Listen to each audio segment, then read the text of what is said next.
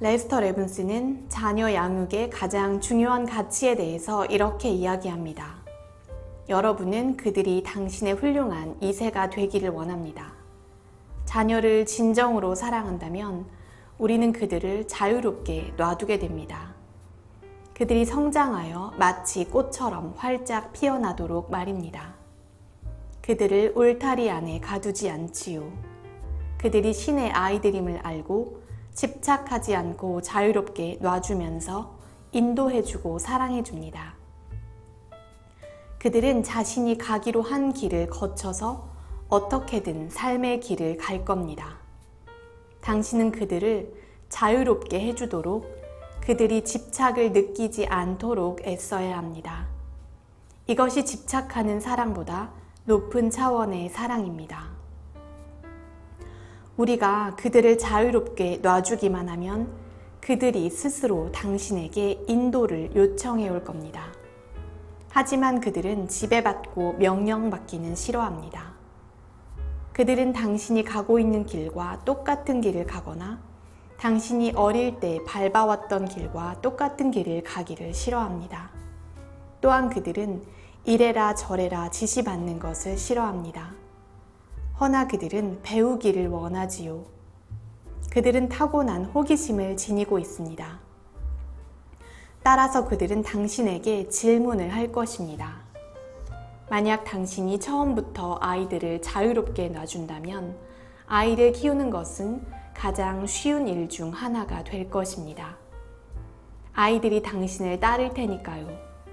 하지만 이래라 저래라 한다면 아이들은 시키는 대로 하는 어른들처럼 행동하겠지요. 하지만 그들은 지시받기를 싫어합니다. 그들은 지시에 반항합니다. 걸음마를 하는 시기에 이르면 그들은 이미 반항의 패턴을 제대로 발달시켜 놓고 있습니다. 이 때문에 아이들을 기르기가 힘든 것입니다. 우리는 집착 때문에 그들을 우리 마음대로 조종하려고 애쓰지만 그들은 저항합니다. 우리는 그렇게 훈련받았습니다.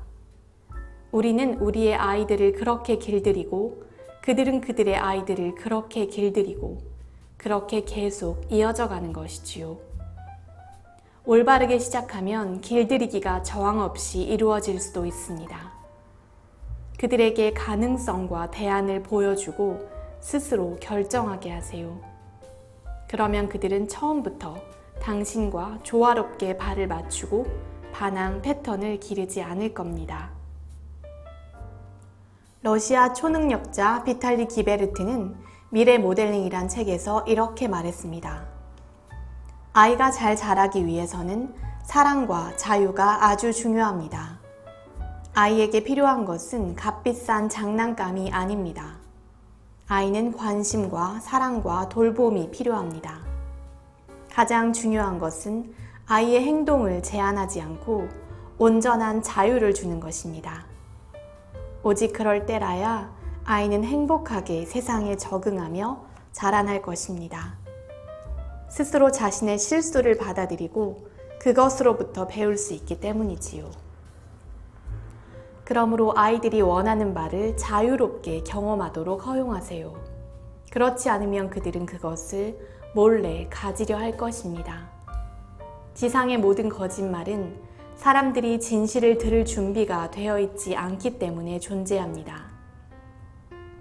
에고로부터 무엇이 찾아오든 당신이 그것을 평가하지 않고 기꺼이 있는 그대로 받아들일 때는 아무도 당신에게 거짓말을 하지 않을 것입니다. 다음의 예는 나의 경험일 뿐 아니라 여러분 자신과 여러분의 자식의 삶에서도 쉽게 찾아볼 수 있는 모습입니다. 어린 시절에 나는 모범생이었습니다. 나는 부모님에게 친구들과의 소통에 문제가 있다는 사실을 한 번도 이야기하지 않았고 내가 그들과 얼마나 자주 싸웠는지도 말하지 않았습니다. 점수가 나빴을 때에는 거짓말도 했습니다. 부모님이 화를 낼 거라는 사실을 알았기 때문입니다. 그들을 화나게 하는 것보다는 진실을 감추는 것이 훨씬 쉬웠습니다. 그럼에도 다행히 나는 항상 정신을 차리고 있었기에 술이나 다른 자극제들은 나에게 맞지 않는다는 사실을 잘 알고 있었습니다. 그러나 이런 문제로 친구들이 거짓말을 일삼는 모습은 무척 많이 보았습니다. 그들의 부모들은 문제를 더는 숨길 수 없게 된 최후의 순간에야 진실을 알게 되었습니다. 나는 여러분이 자녀를 가르치려 드는 일을 그만두기를 권합니다. 그들에게 가르칠 것은 아무것도 없습니다. 대신 나는 여러분이 자녀의 친구가 되기를 권합니다. 아무것도 판단하지 않고 어른을 대하듯 아이들과 대화하세요. 그렇게 하면 조건 없는 사랑이 더욱 강해지고 좋은 관계가 평생 지속될 것입니다. 당신의 어린 시절을 회상해 보세요. 가족들이 뭔가를 하지 못하게 당신을 막았거나 오해했을 때 당신은 얼마나 많이 상처받았습니까? 그것이 당신에게는 가장 큰 배신이었습니다. 온 세상이 무너지는 느낌이었지요. 가장 가깝고 소중한 사람들이 당신을 지지하기는커녕 도덕적인 비난만을 쏟아냈습니다. 그러니까 당신이 부모에게서 배운 바가 또다시 당신의 아이에게 전해지지 않도록 현명하게 대처해야 합니다. 당신의 어린 시절에 일어난 일을 기억하세요. 그러면 아이와 어떻게 대화해야 하는지를 알게 될 것입니다. 판단 없이, 조건 없이 사랑하는 것이야말로 모든 관계에서 가장 훌륭한 조력자입니다. 조건 없는 사랑은 부모와 자녀의 관계, 남편과 아내의 관계, 더 나아가 온 우주의 토대입니다. 레스터 레븐슨의 지혜를 조금 더 말씀드리겠습니다. 사랑을 실천할 첫 번째 장소는 가족이 함께하는 집이다. 우리는 가족이 각자 자기의 본연의 모습대로 존재할 권한을 부여함으로써 서로 더욱 깊이 사랑하기를 힘써야 한다. 이미 돌아가셨더라도 부모와의 관계를 푸는 것은 영적 성장을 위해 아주 좋은 일이다. 집착 없는 사랑만이 남을 때까지 서로 간의 차이를 조화시키기를 힘쓴다면 부모는 성장을 위해 아주 훌륭한 기회를 제공해준다. 가족은 우리 모든 자동적 패턴 반응을 의식 표면에 떠올리기에 가장 좋은 환경이다. 왜냐하면 거기서 대부분의 패턴이 형성되었기 때문이다. 아이에게 사심없이 사랑을 주면 그것이 이번 생에서 그 아이의 내면에 사심없는 사랑을 길러주어 아이가 가장 행복한 삶을 살 수 있는 바탕이 되어준다. 아이가 우리에게서 원하는 가장 중요한 것은 사랑이지만 우리는 아이를 속일 수 없다. 아이들은 우리의 기본을 알고 그것을 읽어드린다. 우리는 말로써 자신을 속이지만 그들은 속아 넘어가지 않는다. 아이들이 청개구리 짓을 한다면 그것은 부모의 주의를 끌고 싶어서이다.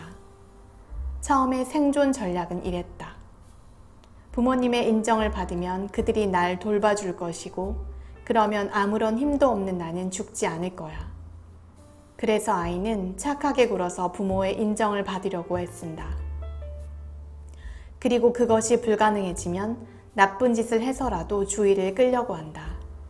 그 주의가 잠재의식 속에서는 인정을 의미하는 것이다. 이것이 어긋난 행동 패턴으로 형성된다. 부모를 있는 그대로의 모습으로 바라볼 수 있고 있는 그대로 사랑할 수 있게 되었다면 당신은 엄청난 성장을 이룩한 것이다. 우리는 거의 자동적으로 부모의 행동을 본받는다. 당신은 자신이 세상을 대할 때 부모님의 행동 패턴으로 반응하고 있는 것을 발견하게 될 것이다. 6살 때까지 형성된 자동적인 행동 패턴은 남은 생애 동안 그대로 지속된다. 물론 당신이 그것을 바꾸기 전까지는 말이다. 부모와 가족에게 보이는 당신의 행동을 정상적인 행동으로 되돌리라.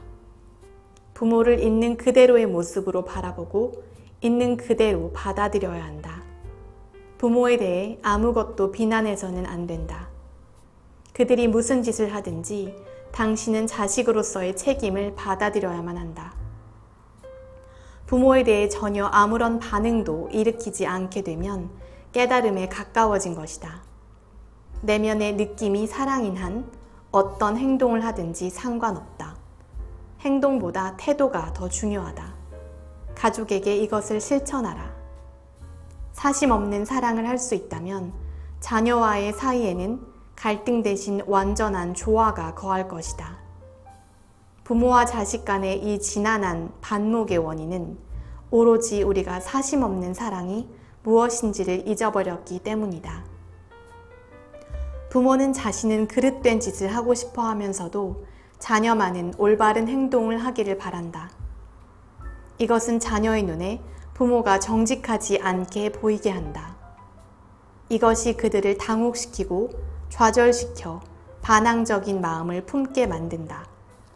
아이들은 부모가 보여주는 본보기 이상으로는 배울 수 없다.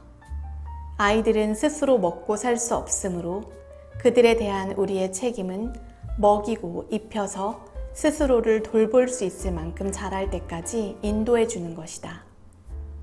하지만 성인이 된 후에는 그들이 아직도 자신을 추스르지 못할 것처럼 보일지라도 놓아보내서 신께서 그들을 돌보게 내맡겨야 한다. 그들도 스스로 책임을 떠맡기만 하면, 아니 신께 자신을 내맡기기만 하면 보살핌을 받게 된다는 사실을 깨우쳐야 한다. 아이와 어른 사이의 진정한 차이는 키와 경험밖에 없다. 하지마 라고 말할 때 부모는 금기를 주입시키고 있는 것이다. 해 라고 말할 때 부모는 강제를 주입시키고 있는 것이다. 양쪽 다 아이의 내면에 무력감을 일으킨다. 우리는 아이들을 자신의 에고의 확장판으로 바라본다. 그들을 한 개인으로 바라보고 우리가 개인들에게 허용하는 권리를 그들에게도 허용해야만 한다. 아이를 돕고 싶다면 당신 자신을 도우라. 아이를 돕고 싶다면 당신 자신을 도우라. 모든 아이들은 온전하고 완전하고 무한한 개인이다.